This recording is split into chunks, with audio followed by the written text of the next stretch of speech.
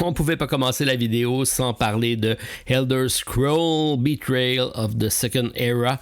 C'est le nouveau jeu de la compagnie Chipter Game qui arrive sur GameFound et qui sera présent pour les 20 prochains jours. On parle d'une campagne qui a débuté en Lyon avec 2 439 000 $ d'accumulés et 7 957 contributeurs en à peine une semaine. C'est énorme. Bien sûr, Chipter Game a fait sa renommée avec son jeu de combat Too Many Bones. On a ici une refonte dans une thématique très connue puisqu'on parle ici d'une franchise d'un jeu vidéo. C'est bien sûr pour 1 à 4 joueurs, des parties de 2 heures, 14 ans et plus. On a affaire avec une exploration fantasy, un développement de personnages qui risque d'être fort intéressant. Bonne nouvelle, ça sera disponible en français directement dans la campagne, donc nos amis de Lucky Dog Games seront présents. Lorsque vous ferez la contribution, vous aurez la chance de sélectionner le langage qui vous permettra d'aller choisir le français. Reste à savoir si ça va sortir en même temps que les autres, ça c'est encore un mystère. Alors Elder Scrolls, c'est un jeu bien sûr d'exploration comme la franchise de jeux vidéo, donc on a un aspect d'exploration sur des tuiles de néoprène qui me fait beaucoup penser à Cloudspire. Donc on retrouve dans ce jeu-ci beaucoup d'éléments de plusieurs de leurs jeux, ce qui me fait penser qu'ils ont pris le meilleur de tous pour faire ce qui sera peut-être leur apogée. Alors c'est à découvrir puisqu'il n'y a pas énormément de vidéos de gameplay encore de disponibles. D'ailleurs, la seule vidéo sur le site parle d'un rassemblement qui a eu lieu à leur siège social avec quelques YouTubers. Ils ont fait une présentation du jeu, ils l'ont essayé. C'est encore en mode prototype. Je ne sais pas exactement quand est-ce que le jeu sera terminé. Présentement, on est encore, je pense, à peaufiner les stratégies de jeu.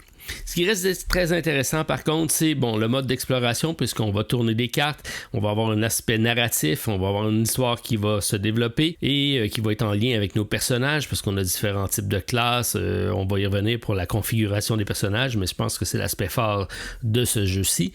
Et les maps vont apparaître donc aléatoirement selon les cartes qu'on aura piochées, c'est pas prédéterminé et ça je trouve ça toujours très intéressant. Ensuite, les personnages, on va partir avec une feuille un peu plus vierge que dans Too Many Bones où ce que les personnages sont déjà prédéterminés et on doit faire une configuration selon ce qu'on va avoir comme axe de développement. Dans celui-ci, on va pouvoir vraiment choisir nos personnages, choisir nos classes, choisir nos races, choisir nos allégeances, aller peaufiner notre stratégie de développement de personnage.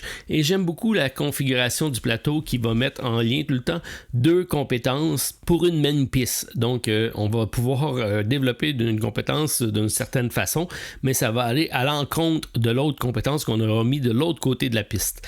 Bref, ça, c'est très intéressant et ça va amener beaucoup de réflexion lorsqu'on va faire la construction de notre personnage. Au début, on va avoir l'impression de pouvoir tout faire, puis plus la partie va avancer et plus, je pense, les décisions vont être drastiques. Autre bonne nouvelle, c'est le shipping qui est inclus dans tous les pledges. Donc, cachons-nous pas, c'est sûrement dans le prix parce que le prix est assez astronomique pour le jeu. Alors, on parle d'une possibilité d'un jeu de base à 195 $ US pour le jeu de base, 230 pour le bundle avec une extension et 400 $ US pour le all-in. Sachez que ça l'ajoute seulement des accessoires qui ne sont pas du gameplay. Donc, on parle de chips de poker de luxe, de plateaux donc pour brasser des dés, un hardbook, des poches. Bref, ma suggestion, allez-y au plus haut avec le Gameplay Bundle qui est à 230 $ US, ce qui est encore excessivement cher pour ce type de jeu-là. Bref, vous avez le choix, soit que vous y allez durant la campagne pour avoir quelques goodies parce que les add-ons vont être présents, mais normalement dans Chipter Game, les add-ons qui vont être disponibles durant la campagne seront disponibles dans leur jeu succédemment, donc durant la possibilité de l'acheter dans leur boutique. Il semblerait qu'il y aura une économie à faire de l'ordre de 30% peut-être. Ça reste à voir comment tout ça évoluera, mais c'est sûr que c'est très très cher. Donc on parle de 2 heures par partie, plus 30 minutes par joueur. C'est un jeu de 1 à 4 joueurs, 14 ans et plus. C'est un jeu de fantasy basé sur le jeu vidéo, beaucoup de dés bien sûr, beaucoup de cartes avec une personnalisation de personnages, c'est l'aspect fort du jeu. Donc, on va avoir des quêtes alternatives, on va avoir des classes qu'on va pouvoir construire, des compétences, des skills, des compteurs, bref. Le matériel est quand même assez conséquent, puisqu'on parle tout le temps de matériel de qualité avec des maps de néoprène, des dés personnalisés, des nombreuses cartes et bien sûr ce qui fait la renommée de Chiptory Game, les chips de poker qui sont toutes les compétences du personnage avec les points de vie sous le personnage. On a donc différentes races qu'on va pouvoir retrouver qui sont les races qu'on va avoir dans le jeu vidéo. Alors on aura également les régions qu'on va pouvoir sélectionner parce qu'il y a différentes régions qui vont influencer sur le développement de nos personnages. On va avoir les guildes également qui vont influencer avec les guildes des fighters, des mages, des voleurs. Donc, différentes guildes qui vont orienter notre gameplay. Et l'aspect intéressant, c'est que les décisions qu'on va prendre durant la partie vont être en conséquence de notre affiliation. Donc, le gameplay sera différent d'une partie à l'autre selon la composition de nos personnages. Et ça, je trouve ça intéressant. Ensuite, les compétences, donc les skills, c'est eux qu'on va mettre de part et d'autre du plateau et qu'on va développer. Et ça, je trouve ça intéressant. Bref, c'est autant de compétences qu'on va pouvoir développer et qui vont faire en sorte que nos personnages vont être très, très différents les uns des autres. Ce qui fait en sorte, donc, qu'on est en terrain connu. C'est peut-être plus facile à prendre en main qu'un Too Many Bones. Ça sera peut-être un gameplay qui va être plus accessible selon ce qu'on a entendu jusqu'à présent. C'est quand même une bonne nouvelle. Des combats assez simples avec des dés et bien sûr nos fameux chips de poker. Bref, tout y est pour, je pense, plaire à ceux qui aiment déjà la franchise et peut-être séduire ceux qui ne connaissent pas encore. C'est intéressant, une bonne rejouabilité avec différentes campagnes qui seront accessibles et rejouables. Donc, très bonne nouvelle que cette nouvelle refonte de Too Many Bones, que je vais appeler, et qui arrive donc avec The Elder Scrolls, un jeu de vidéo très connu. Mais il faut mettre le prix, parce qu'à $200 US, c'est pas donné. Alors, c'était ma première présentation d'un jeu qui sera probablement un incontournable. Bonne nouvelle, c'est en français. Bonne nouvelle, il n'y a pas de shipping supplémentaire. Par contre, mauvaise nouvelle, ça coûte très cher. Alors, laissez-moi savoir si vous êtes présent pour la campagne. Moi, j'attends encore. Alors, il me reste 19 jours. J'y pense. Je suis ça de près. Et on continue avec Steve pour les autres campagnes. Salut à tous. Cette semaine, on commence dans le froid de GameFound avec le jeu DEI, c'est-à-dire Divine et Impera. C'est un jeu de 2022 en fait, et ici on revient avec une réimpression du jeu de base ainsi que toute la multitude d'extensions qu'il offre, principalement Fate and Anarchy si je ne me trompe pas.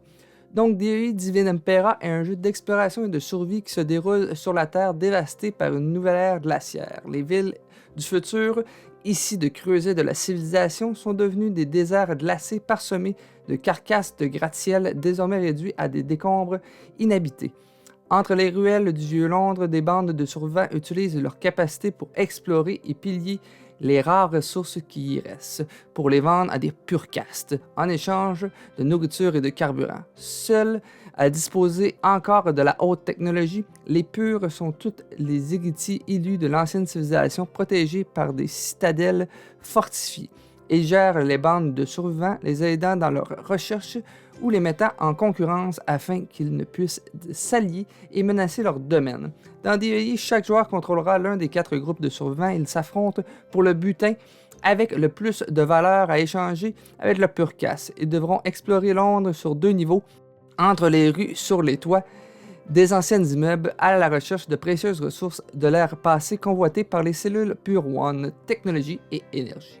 Chaque faction commencera avec 8 cartes héros et quelques explorateurs, mais pendant le jeu, il sera possible d'acquérir de nouvelles cartes d'action sur le marché noir de Londres et de construire de nouvelles structures telles que des ponts et des ascenseurs et d'obtenir le contrôle temporaire de la haute technologie des drones de la purcasse.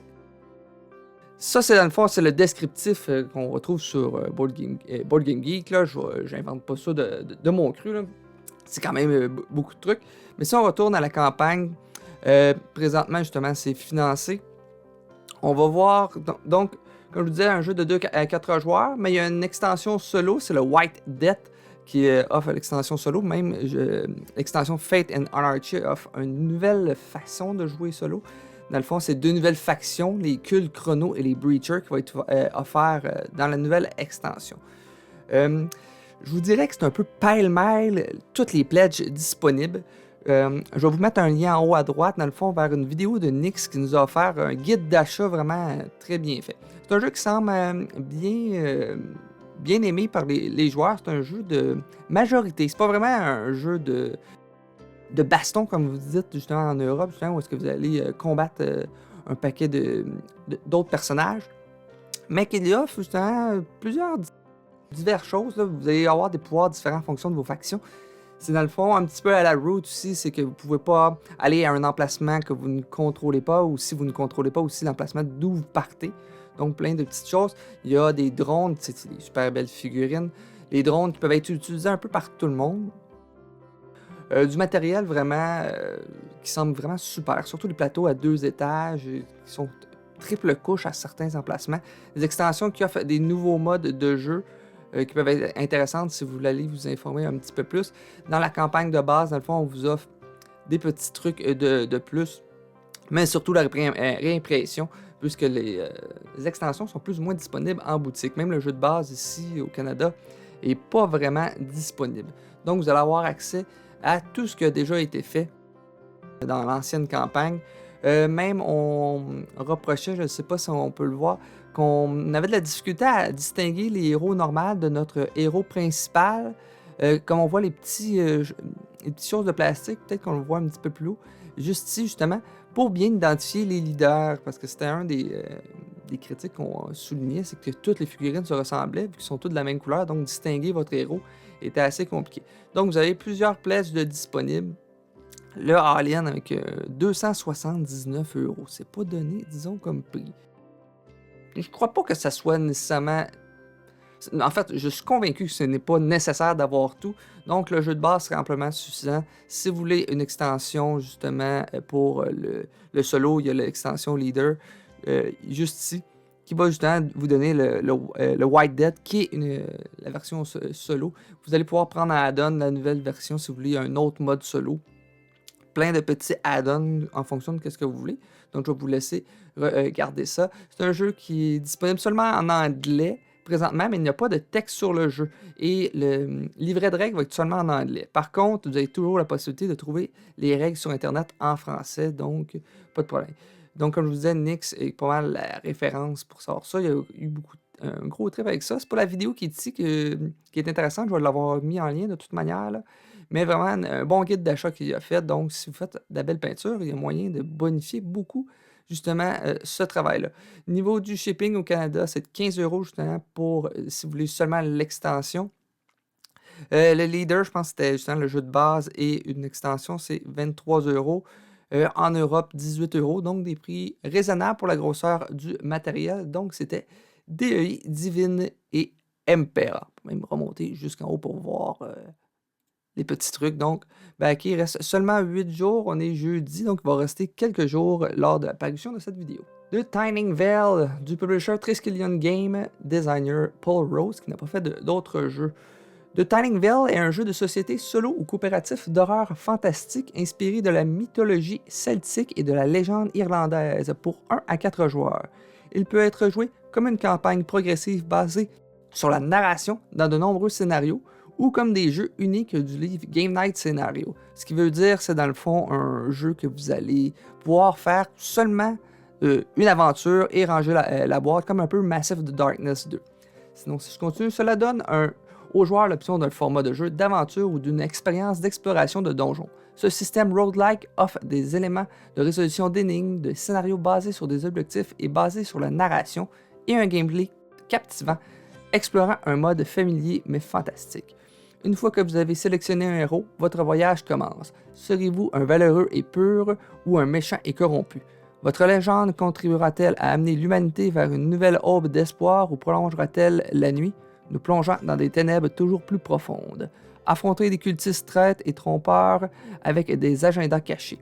Combattez des esprits agités et des horreurs voilées du pays des morts. Combattez ou déjouez les habitants de l'autre côté de minuit dans ce jeu passionnant de grande aventure. Donc, c'est le descriptif de BGG. Un jeu qu'il y aura des dés, mais il y aura des sélections d'actions, justement avec ces queues. Je crois que ça va désigner un peu qu'est-ce que les dés vont révéler pour avoir un bon tracking de vos actions. C'est un jeu intriguant, mais je vais lever le petit flag d'alerte tout de même ici, parce que c'est le premier jeu de la compagnie, c'est un relaunch.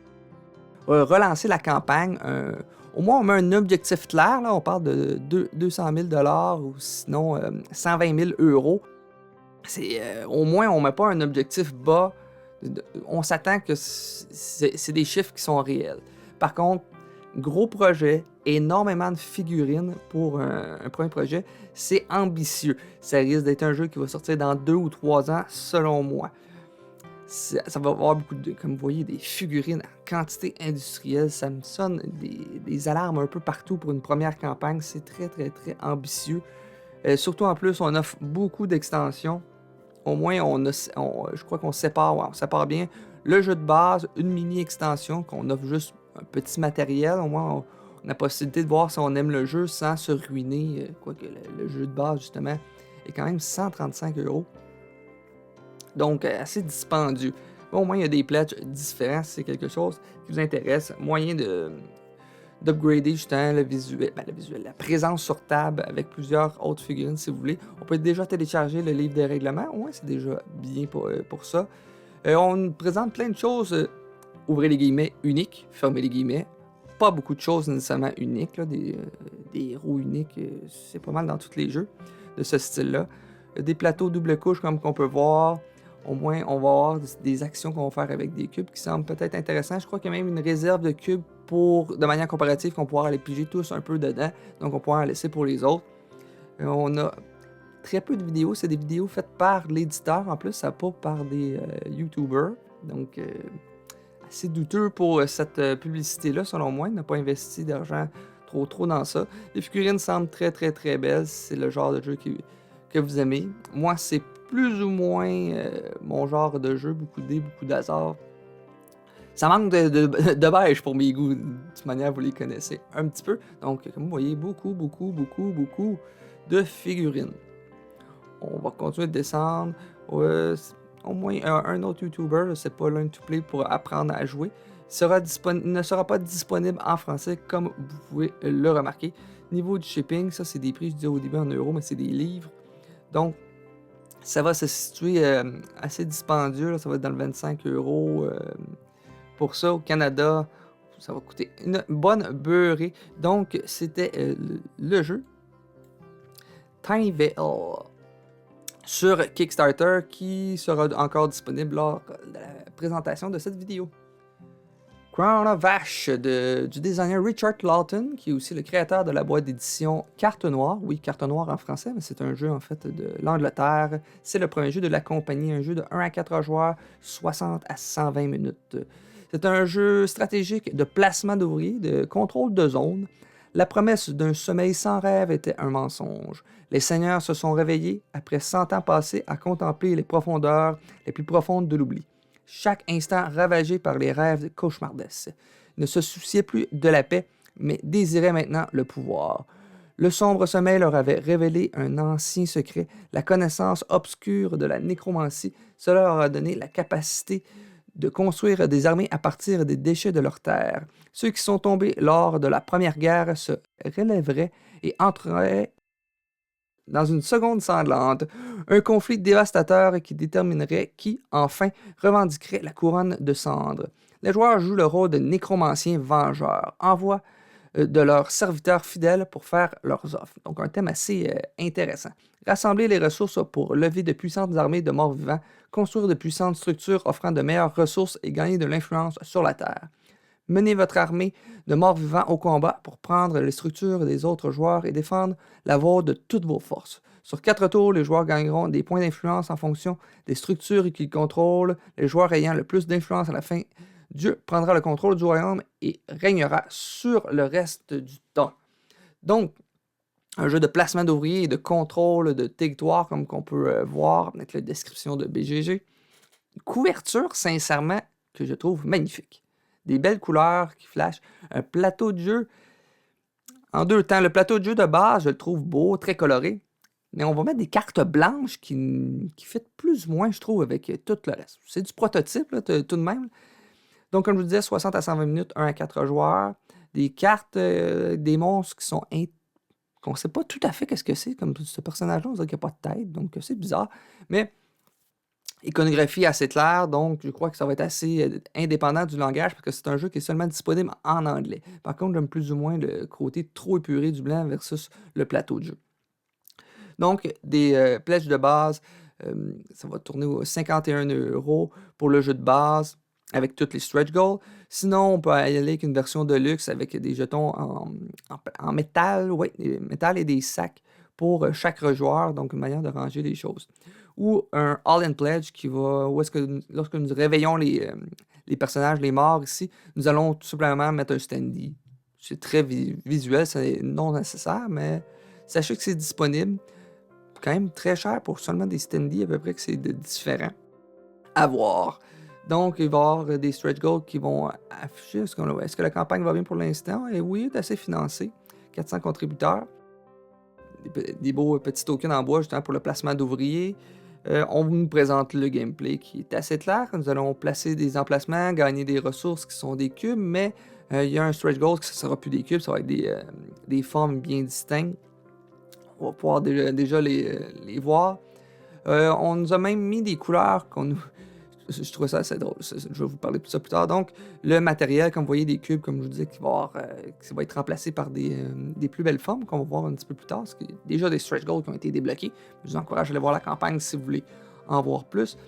Beaucoup de standees si vous prenez la version de luxe, qui n'est pas disponible, je vous rappelle, dans la boîte de base. C'est tout simplement pour dire que le monstre a été réveillé, donc vous avez fait votre job de nécromancien. Comme vous voyez, des belles ressources, selon moi, qui est bien illustré, du screen print sur les ouvriers, c'est toujours très très joli. En plus, comme je vous le disais, on a mis les couleurs pour ceux qui ne voient pas les couleurs. Premièrement, on dirait qu'il y a déjà une erreur. On nous dit ceux qui sont faibles pour le rouge à 0,66%, mais il nous dit 2 fois ils mettent des couleurs différentes. Je trouve ça assez bizarre. Donc, on nous a mis ça pour qu'on remarque, mais techniquement, les personnages sont déjà de formes différentes. Les cubes sont remplacés par des ressources différentes, donc ça n'a comme aucune importance, les couleurs que tu as mis au final. Mais un beau visuel tout de même. Pour le shipping, si on va voir pour l'Europe, des prix vraiment très très très raisonnables. Pour ici, au Canada, relativement raisonnable. J'ai oublié pour les prix, on a vu certains. Donc, 45 livres, 76 $ canadiens pour la boîte de base. Donc, c'était pour Crown of Ashes. Ensuite, nous avons une campagne qui nous a été proposée par un auditeur, Frank Eusé. Désolé si je ne dis pas ton nom correctement. C'est le retour de l'impression de Reflet d'acide qui semble être une IP, une propriété intellectuelle, excusez-moi, c'est difficile à dire, qui est très connue en Europe, qui est complètement inconnue selon moi, qui est complètement inconnue ici au Canada. C'est un jeu de plateau. C'est un jeu qui semble assez populaire en Europe pour ceux qui ont eu la première édition, mais je vais beaucoup critiquer par contre la mise en page de ce produit-là est disponible sur Ulule. Premièrement, une vidéo, c'est très bien d'en mettre un, mais mettre une vidéo que c'est simplement un déballage, c'est assez moyen. C'est pas vraiment bien en plus une vidéo de 10 minutes. Ne faites pas ça si vous faites une campagne de financement. Ensuite, on nous promet un jeu de 1 à 12 joueurs. Je doute beaucoup de ça. Un temps de jeu qui n'est aucunement indiqué nulle part, premièrement dans la campagne. La présentation du matériel, on va descendre. La présentation du matériel arrive environ au milieu de la page ici. On nous promet un petit... le NAME, qui est un narrateur assistant interactif numérique, parce que ça a été une critique de la première campagne. Le livre de règles il semblait complètement pourri. Ici, on nous promet un tutoriel, une application. Ça, c'est vraiment très bien. C'est un jeu coop et coopératif. Je doute toujours de ces jeux-là. Il y a toujours un mode de jeu qui est moins bon là, dans ce genre de jeu-là. Donc, on nous promet des mécaniques innovantes. On nous dit que c'est un jeu à scénario, un peu qu'on va vivre des aventures, mais on nous dit aucunement les mécaniques du jeu telles qu'elles sont. Un placement d'ouvrier. Regardez, mécanisme du jeu. L'idée principale est de jouer avec des codes de certains jeux de rôle. Les dés permettent d'atteindre des objectifs, notamment en prenant en compte les réussites et les échecs. Pour faire face aux coups du sort et limiter vos malchances, le dieu des hélas et du hasard met de nombreux outils à votre disposition. un dé de la destinée, des gemmes à gérer, des jetons à récupérer, des déplacements à optimiser, des imprévus à maîtriser. À part du gestion de ressources, j'ai aucune mécanique que je vois clairement qui est écrite là. Donc c'est assez moyen. Il y a aussi, on voit souvent une explication du gameplay, comme qu'on a vu avec Crown of Ash, le gameplay, on voyait des placements de ressources, on va construire des bâtiments, des choses comme ça. Ici, on nous explique absolument rien.